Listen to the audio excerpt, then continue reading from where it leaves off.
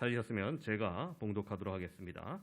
바로가 백성을 보낸 후에 블레셋 사람의 땅의 길은 가까울지라도 하나님이 그들을 그 길로 인도하지 아니하셨으니 이는 하나님이 말씀하시기를 이 백성이 전쟁을 하게 되면 마음을 돌이켜 애굽으로 돌아갈까 하셨습니다. 그러므로 하나님이 홍해의 광야길로 돌려 백성을 인도하시매 이스라엘 자손이 애굽 땅에서 대열을 지어 나올 때 모세가 요셉의 유고를 가졌으니 이는 요셉이 이스라엘 자손으로 단단히 맹세하게 하여 이르기를 하나님이 반드시 너희를 찾아오시리니 너희는 내 유고를 여기서 가지고 나가라 하였음이더라.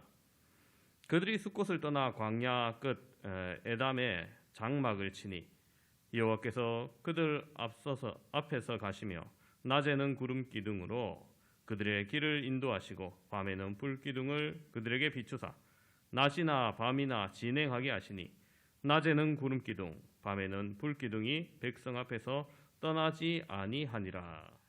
갑자기 추워졌습니다. 여러분들 감기 조심하시길 바랍니다. 언젠가 서울에서 출발한 비행기가 지방의 한 공항에 착륙을 할 때 악천후로 인해서 큰 사고를 당한 적이 있습니다. 수많은 사람이 죽었습니다. 사고가 난 이후에 이런 기사가 신문에 났습니다. 그 비행기를 불행하게 놓친 사람이 있었습니다. 빨리 택시를 타고 가야 되는데 너무 길이 막혀서 공항까지 제 시간이 도착하지 못했습니다. 안타깝게도 비행기를 놓치고 한탄하는 사람이 있었습니다. 그 비행기를 타고 가서 꼭 계약을 성사시켜야지 우리 회사가 일어나는데 하면서 한탄을 합니다. 그런데 그 한탄하던 사람이 사고 소식을 듣고 안도의 한숨을 내쉽니다. 참 우리의 인생이 그와 같은 겁니다. 손해보는 것 같지만 때로는 그것이 내 인생에 유익이 되는 경우가 많이 있습니다. 하나님은 때로 쉬운 길을 버려두고 어렵고 힘든 길로 우리를 인도하실 때도 있습니다. 빠른 길을 제외하고 오래 돌아가는 길로 우리를 인도하실 때도 있습니다. 오늘 본문의 역사적 배경은 그렇습니다. 이스라엘 백성들이 애굽에서 나그네 살이를 하면서 400여 년을 지냈습니다. 오래 살다 보니 동화되어서 여기가 좋사오니 그냥 여기서 삽시다 그렇게 생각하는 사람들이 많이 있는 상태에서 그것도 모든 이스라엘 백성들을 일시에 당시 초대 강대국인 애굽을 떠난다는 것, 이게 정말 사실상 불가능한 일입니다. 대가족이 한꺼번에 이사를 가는 것도 마음이 잘 안 맞을 수 있는데 이 많은 백성이 한꺼번에 떠난다, 정말 힘든 일이죠.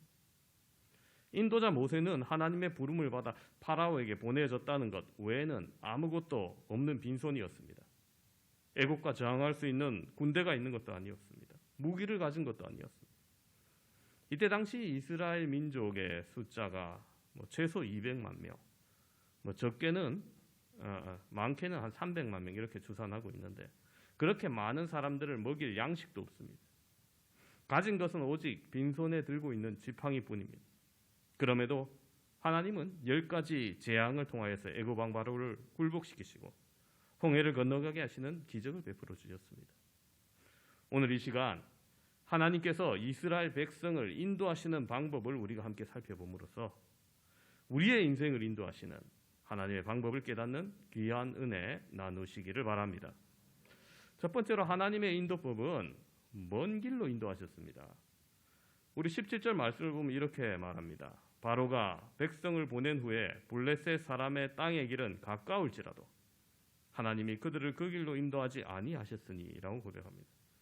여러분, 애굽에 들어온 이스라엘 자손들이 400년이라는 시간을 지나는 동안 노예 생활을 하는데 이 하나님의 특별한 은혜로 이제 출애굽을 합니다. 큰 권능으로 광야에 나오게 된 거죠. 이게 얼마나 놀라운 기적이었나 우리는 잘 알고 있습니다. 그런데 하나님이 이들을 탈출시켜서 저 가나안 땅으로 인도하실 때 이상하게도 하나님께서 정한 코스가 우리 인간의 상식으로는 쉽게 이해가 가지 않아요. 인간의 상식으로 보면 가장 짧은 길로 가면 되잖아요. 북쪽으로 가서 지중해가 있으면 지중해 연안을 따라서 쭉 동쪽으로 가면 됩니다. 그럼 편한 육로로 갈 수 있어요. 가장 좋은 길이고 또 가장 최단 코스로 계획한다 해도 이럴 수밖에 없는 길입니다. 지중해 해안선을 따라 쭉 걷게 되면 보름 정도 걸리는 길이에요. 그러나 하나님께서는 이상하게도 상식과는 달리 남동쪽으로 가서 해요. 가까운 길을 제쳐두고 멀고 험한 광야길로 그들을 인도하십니다. 시간으로 따지자면 여러분, 지금 현재 애국과 팔레스타인 간에 철도가 놓여 있습니다. 기차로 가면은 3시간 정도면 가요. 비행기로 가면은 1시간 채 안 걸립니다. 그런데 하나님은 빠르고 쉽게 갈 수 있는 그 길을 제쳐두고 멀고 험한 길로 광야에서 시간으로도 여러분 40년의 세월을 기다리게 하셨죠. 광야에서 오랫동안 머무르게 하셨던 겁니다. 그러면 하나님께서 왜 가까운 길을 두고 먼 길로 인도하시는 걸까요? 거기에는 2가지 이유가 있습니다. 첫째는 블레셋 사람을 피하기 위해서였어요. 이스라엘 백성이 이집트에서 나와서 가나안 땅, 곧 젖과 꿀이 흐르는 약속의 땅으로 갈 때 지름길, 지중해 연안의 해변길을 통과하는 길이 있는데, 그러나 그 길로 가게 되면 블레셋 사람이 사는 땅을 통과해야 됐습니다. 블레셋은 지중해 연안을 점령하고 사는 굉장히 호전적인 민족입니다. 만일 이스라엘 백성들이 그 땅을 통과한다면 호전성이 강한 그들은 분명히 이스라엘을 공격했을 겁니다. 게다가 블레셋 사람들은 철제 무기를 가진 사람들이었어요. 이때 당시 다른 지역은 청동기 후기 시대를 보통 지나고 있었는데 그들은 빠른 철기 문화를 이루었습니다. 그래서 철제 무기를 가지고 전쟁에 나아갑니다. 반면에 이스라엘 백성들은 아무런 무기가 없습니다. 전쟁을 위해 훈련받은 사람이 없습니다. 그렇다면 여러분 누가 이기겠습니까? 일반적인 시각으로 블레셋 사람들이 이길 겁니다. 이스라엘 백성들이 다시 이집트로 돌아갈 겁 많은 사람들이었습니다. 이스라엘 백성은 군사적으로도 또 믿음의 백성으로도 훈련받지 못했습니다. 이렇게 연약한 백성임을 아시는 하나님께서는 블레셋 땅을 통과하면 보름 안에 갈 수 있는 그 길을 택하지 아니하시고 멀리 돌아서 홍해로 가는 광야길을 택하여서 인도하여 주셨습니다. 여러분, 그것은 하나님은 우리를 인도하여 주시되 우리의 연약함을 아시고 우리에게 더 좋은 길, 우리가 감당할 수 있을 길로 인도하여 주시기 때문인 거예요. 만약 그대로 가까운 길을 고집하고 그 길로 갔다고 상상해 보십시오. 문제가 생길 겁니다. 이스라엘 백성들이 금방 애굽에서 나왔기 때문에 전혀 준비가 되어 있지 않습니다. 그렇다고 할 수 없이 애굽으로 되돌아가고 마냐? 그것도 할 수 없어요. 애굽에 이스라엘 백성을 보낸 걸 후회하고 있는 바로가 이를 갈고 있습니다. 어디로 가겠습니까? 그래서 하나님께서는 그들을 멀지만 안전한 길로 인도하신 겁니다. 우린 여기서 내 생각과 하나님의 생각이 다르다는 것을 발견할 수 있습니다. 이사야 55장 8절 9절을 보면 이렇게 말씀하시죠. 이는 내 생각이 너희의 생각과 다르며 내 길은 너희의 길과 다름이니라. 여호와의 말씀이니라. 이는 하늘이 땅보다 높음같이 내 길은 너희 길보다 높으며 내 생각은 너희 생각보다 높으니라. 그렇습니다. 내가 좋다고 생각하는 것과 하나님이 좋다고 생각하는 것 사이에 차이점이 많은 거예요. 그리고 중요한 것은 내 뜻과 내 생각보다 하나님의 생각이 선하고 하나님의 뜻이 더욱더 아름답고 위대하다는 것입니다. 때로는 내가 너무나 원하는 것이 늦어지고 또 가야 할 길이 잘 풀리지 않아서 답답하지만 그러나 돌아서 가고 좀 늦게 가고 천천히 이루어져도 그것이 하나님의 생각이라면, 그게 하나님이 기뻐하시는 것이라면 우리는 그것을 추구해야 하겠고 그것이 더 선하고 좋고 아름다운 것임을 믿어야 할 것입니다. 그리고 가까운 길을 두고 먼 길로 인도하신 2번째 이유는 오늘 연단하시고 훈련하시기 위해서입니다. 여러분, 벼락부자가 돈 귀한지 모르고 가치 있게 쓸 줄 모르죠. 왜냐하면 그들의 손에 쥔 재물은 땀 흘려 모은 재산이 아니기 때문입니다. 그래서 졸부라고 많이 하잖아요. 하루아침에 출세하고 성공한 길은 없지만 있다 해도 그들은 하루아침에 그 성공을 잃게 되고 말 겁니다. 이스라엘 백성들이 400년간 애굽에서 종살이 하다가 이제 가나안 땅을 선물 받게 됩니다. 그런 귀한 선물을 아무런 고생 없이 아무런 준비 없이 받았다 생각해 보십시오. 그들은 그것을 어떻게 잘 관리할 수 있겠습니까? 어떻게 하나님 백성으로 하나님 나라를 이끌어갈 수 있겠습니까? 성도 여러분, 평탄한 길만 하나님이 인도하시는 것이 아닙니다. 쉽고 가벼운 것만 하나님이 주신 축복이 아닙니다. 하나님의 인도와 보호는 때로는 거칠고 괴롭고 험한 길이나 망하지 않고 갈 수 있도록 인도하여 주시고 도와주십니다. 하나님은 우리를 결코 떠나지 아니하십니다. 결단코 택한 백성을 버리지 아니하십니다. 하나님은 말씀하십니다. 이사야서 43장 1절 3절에 너희는 두려워 말라. 내가 너를 구속하였고 내가 너를 지명하여 불렀나니 너는 내 것이라. 내가 물 가운데 지날 때 내가 너와 함께 할 것이라. 강을 건널 때 물이 너를 침몰치 못하게 할 것이며 내가 불 가운데 지날 때에도 타지도 아니할 것이요 불꽃이 너를 사르지도 못하리니 대저 나는 여호와 내 하나님이요 이스라엘의 거룩한 이요 내 구원자임이라. 할렐루야. 그렇습니다. 여러분, 사람마다 승리에게 행복의 길을 찾습니다. 가능한 또 그것을 빠르게 가려고 합니다. 그러나 하나님은 바른 길을 인도하십니다. 우리의 삶도 이 길이 아닌 것 같이 느낄지라도 하나님의 손에 붙들려 있다면, 하나님께서 원하는 길이라면 바른 길로 가는 것임을 믿으시기 바랍니다. 두 번째로 오늘 하나님의 인도법은 험한 길, 막다른 길로 인도하셔요. 자, 18절 보면 홍해의 광야길로 돌려 백성을 인도하시며 이렇게 되어 있습니다. 막다른 길로 인도하셨어요. 자, 이렇게 하나님이 인도하신 대로 와봤는데 앞에 홍해가 놓여 있습니다. 못 건넙니다. 뒤에는 분노한 애국 군대가 지금 원수를 갚겠다고 쫓아오고 있습니다. 상상해 보십시오. 하나님께서 내가 간 길도 아닌데 하나님이 인도하신 길이요, 가라고 한 길이고 모세가 인도한 길입니다. 그런데 앞에는 홍해가 놓여 있고 뒤에는 군대가 점점 가까이 다가오고 있습니다. 갑갑합니다. 저들이 어디로 가야 됩니까? 속된 말로 도관에 든 쥐입니다. 그래서 이스라엘 백성들이 출애굽기 14장 11절에 보면 원망을 해요. 원망할 만하죠. 애굽에 매장지가 없느냐? 우리를 왜 여기까지 와서 죽이려 하느냐? 아니, 무덤이 터가 없어서 가지고 여기까지 와서 죽게 하냐는 거죠. 합리적인 불평입니다. 출애굽을 시킨 하나님께서 이스라엘 백성을 먼 길로 데리고 거친 길로 가더니 결국 어디로 가느냐? 막다른 길이었다는 거예요. 그야말로 건너지 못할 바다입니다. 막다른 길, 땅으로 가야 될지 하늘로 솟아야 될지 도무지 한 발자국도 움직일 수 없는 벼랑 끝으로 목을 가셨던 겁니다.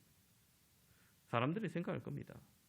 아니, 뭐 결과가 좋지 않으면 중간 과정이라도 좋든지, 반대면 더 좋지만, 그러나 지금까지 좋은 길이었느냐? 그것도 아니잖아요. 거칠고 힘든 길이었습니다. 인간의 생각으로 볼 때 불합리한 여정을 하나님께서 택해 주셨습니다. 그러나 여기에는 또 다른 하나님의 섭리와 지혜와 경륜이 있습니다. 하나님께서 광야길로 자기 백성을 이끄신 건 그들을 낮추기 위함이며, 또한 하나님께서 공급해 주시는 것으로 사는 법을 배우기 위해서였던 겁니다. 여러분, 먹을 만한 건 하나도 없잖아요. 없을 때 하나님께서 만나를 주십니다. 안식일에는 만나가 내리지 않아서 미리 모아두고 안식일을 지키는 법을 배웁니다. 평소에는 미리 모아두면 그 썩어서 없어져 버리지만, 안식일은 특별한 날이구나, 안식일은 우리가 일하지 않고 거룩하게 지켜야 되는 날이구나, 그렇게 배웁니다. 애굽에서 나올 때 입은 옷들이 40년이 지나도 헤어지지 아니합니다. 제가 캄보디아 갔을 때 저희 집사람한테 옷을 하나 사줬어요. 노점에서 원피스 캄보디아 전통 의상으로 팔길래 얼마냐 했더니 $5래요. $5 6,000원입니다. 근데 달라는 대로 주면 안 돼요. 외국인은 일단 비싸게 부르거든요. 그래서 좀 싸게 하다 보니까 $3까지 깎았어요. 3,600원. 입었는데 며칠간이야. 3일 갔어요. 3일 지나니까 막 실밥이 뜯어지고 뭐 옷이 헤어지고 하는 게, 야, 역시 오래 못 입겠다. 자, 이스라엘 백성들이 입은 옷 무슨 명품이라서 40년 갔겠습니까? 노예가 입은 옷이잖아요. 금방 헤어질 옷인데 40년이 지나잖아요. 먹이시고 입히시는 하나님이 살아계시고 보호하신 것이죠. 우리를 깨닫게 하시는 겁니다. 여러분, 인간의 생각으로는 뭔가 많이 잘못됐는데 하나님께서는 깊은 뜻이 있는 겁니다. 이게 하나님의 섭리입니다. 미국의 유명한 전도자 빌리 그레함 목사님 이런 얘기를 해요. 오늘날 많은 성도들이 십자가의 길을 걷기 전에 황금길부터 걷기를 원하는 거예요. 험하고 힘든 고난의 길을 걸어보지 않고 어찌 영광의 길을 걸을 수 있겠냐. 여러분, 우리가 알듯이 이스라엘 백성들이 지났던 광야길은 분명 고난의 길이었습니다. 앞서 보았듯이 어떻게 계획만 잘 세우고 잘만 피하면은 더 그럴듯한 길로 다 고난을 피하고 피해서 좋은 길로 갈 수도 있었을지 모르겠어요. 그러나 그렇게 가면은 가나안에 제대로 정착하지 못했을 겁니다. 그들이 민족 국가를 공동체를 이루지 못하고 가나안 거민들에게 동화되거나 오히려 쫓겨나거나 더 많은 고생을 반복했을 겁니다. 여러분, 우리도 남들보다 편한 길을 찾다가 오히려 남들보다 몇 배 더 고생한 적 있는지는 모르겠습니다.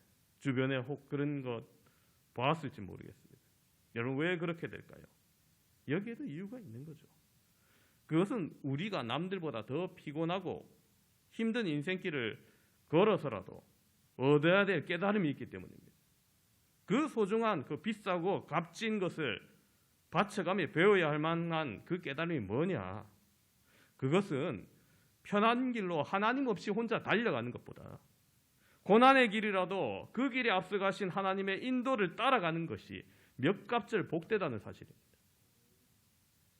여러분, 사람이 거친 인생을 살면서도 하나님, 왜 나는 다른 사람보다 이렇게 피곤하게 살아야 되는 겁니까?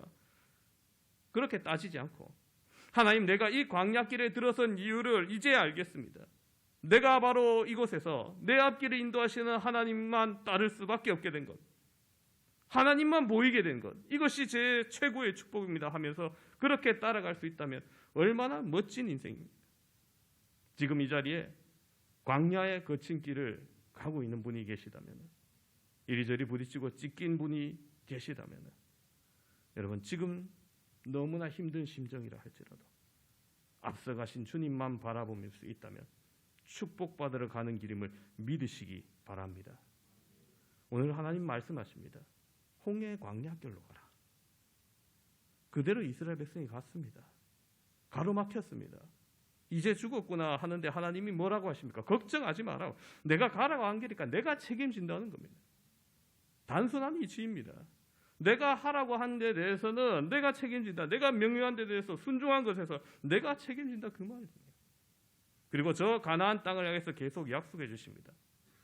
홍해를 가르게 하시고 그 바다의 땅을 마른 땅으로 건너게 하시고, 그들이 다 건넜을 때 하나님께 얼마나 감사와 찬양을 했을까요? 그 감격이 얼마나 대단했을까요? 그런데 그 감격이 얼마나 지속됐느냐? 성경학자들이 성경을 잘 연구해 보면 딱 14일, 2주 같다고 그래요. 제가 참 이걸 보면서 또 은혜를 받아요. 2주 전에 한 설교 다 잊어버리는 거 보니까 이게 맞구나 싶어요. 여러분, 2주 전에 제가 무슨 설교하는지 기억하십니까? 네. 지난주 설교도 기억 안 나는데 2주 전 설교를 어찌 기억해요? 네. 이스라엘 백성들도 그랬다는 거예요. 가다가 조금 어려운 일이 있다고 원망하는 거예요. 2주 만에. 그 감격을 다 잊어버리고, 전날에 보호하신 하나님, 여기까지 인도하신 하나님, 앞으로도 인도하실 하나님 아니겠습니까? 전날에 큰 능력으로 나와 함께 하셨다면 앞으로도 오늘도 내일도 나와 함께 하실 것을 믿으시기 바랍니다. 그런데 어찌해서 믿음이 없냐? 예수님 말씀하신 대로 믿음이 적은 자에 어찌 의심하느냐라고 하십니다. 여러분, 믿으시기를 축원합니다. 지금 험한 길에 서 있으십니까? 사업이 혹은 직장이 어려우십니까? 가정이 어렵습니까? 여러분, 우리 성광교회도 어려운 길로 왔습니다. 그러나 그 길을 통해 하나님은 더 나은 길로 인도하시는지 우리는 지켜봐야 됩니다. 오늘 본문 이후에 보면은 출애굽기 14장을 보면 완악해진 바로의 마음이 이스라엘 백성들을 다 쫓아가서 진멸하고자 합니다. 바다가 갈라지가 그 길까지 쫓아와요. 그런데 오히려 그들이 홍해에 수장이 쫙 다 되게 하시고 하나님의 살아계심을 보여줍니다. 즉 하나님이 이스라엘 편에 계심을 알려주시려고 그렇게 하셨다는 내용이 14장 4절 중반에 이렇게 표현합니다. 애굽 사람들이 나를 여호와인 줄 알게 하리라. 할렐루야. 그렇습니다. 막다른 길에 서 있었던 이유는 간단합니다. 더 이상 내가 할 수 있는 일이 없다고 생각할 때 하나님 앞에 두 손 들게 하신 다음에 하나님은 이스라엘에게 두 눈으로 내가 어떤 하나님인지 똑똑히 보아라 라고 보여주시기 위해서였고, 그리고 애굽에게도 너희도 내가 어떤 하나님인지 잘 봐라고 보여주시기 위한 겁니다. 이 권능의 하나님을 여러분 바르게 알아서 온전히 따르시는 저와 여러분 되시기를 소망합니다. 세 번째로 오늘 하나님의 인도법은 어떤 경우에도 우리를 보호하십니다. 떠나지 않으셨어요. 22절 보면 이렇게 말합니다. 낮에는 구름 기둥, 밤에는 불 기둥이 백성 앞에서 떠나지 아니하니라. 할렐루야. 하나님 이렇게 대충 하지 않으세요. 너희들 이렇게 대충 한번 길 가보고 대신 힘들고 어려운데 뭐 알아서 잘해봐 뭐 이렇게 하지 않으시는 거예요. 하나님 함께 하셨고 보호하셨다는 겁니다. 모세와 그의 백성들이 가나안 땅을 향해 나아갈 때 하나님은 구름 기둥과 불 기둥으로 인도하십니다. 광야 길은 험하고 고달프지만 하나님의 특별한 보호와 은혜가 있었던 겁니다. 그렇지 않았다면 그 백성들이 어떻게 되었을까요? 하나님의 인도 먼저 불기둥이 있었습니다. 그 불기둥은 백성들을 보호해주고 두려움을 몰아주고 평안을 주는 겁니다. 밤에 캄캄한 곳에 하나님께서 함께 하시거나 늘 보여주는 거예요. 그 불기둥은 또한 사막의 밤 기운, 차가운 밤 기운을 따뜻하게 해주었습니다. 또 구름 기둥이 있죠. 구름 기둥은 낮에 뜨거운 태양을 가려서 광야 길을 백성에게 시원하게 해줍니다. 또한 갈 길을 알지 못하는 백성을 인도합니다. 여러분 우리의 인생도 마치 광야 같다고 느낄 때가 있습니다. 혹 어디로 가야 될지 마음속에 끝이 보이지 않을지 먼 길을 가고 있는 것 같은 그런 느낌이 들 때 선한 목자이신 하나님을 전적히 신뢰하시기 바랍니다. 모든 것을 협력하여 선으로 이루어 주실 것을 믿으시기 바랍니다. 지금 당장 내가 원하는 대로 되지 아니했을 때 여러분 낙심하지 마시고 착실하게 준비하시길 바랍니다. 실력을 쌓길 바랍니다.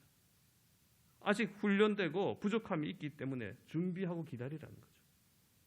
혹 이 자리에 하는 일마다 실패하고 뭔가 고달픈 인생 가운데 방황하고 있다고 생각되십니까? 원망하거나 조급하지 마시고 멀리 보는 눈과 비전을 가지고 더욱더 준비하시기를, 능력을 기르시기를 바랍니다. 때가 되면 젖과 꿀이 흐르는 가나안 땅으로 들어가게 되어 있습니다. 그리고 아무리 어렵고 고달픈 광야길에도 하나님이 함께 하셨던 그 구름 기둥, 불 기둥이 있듯이 성령께서 지금 우리와 항상 함께 계십니다.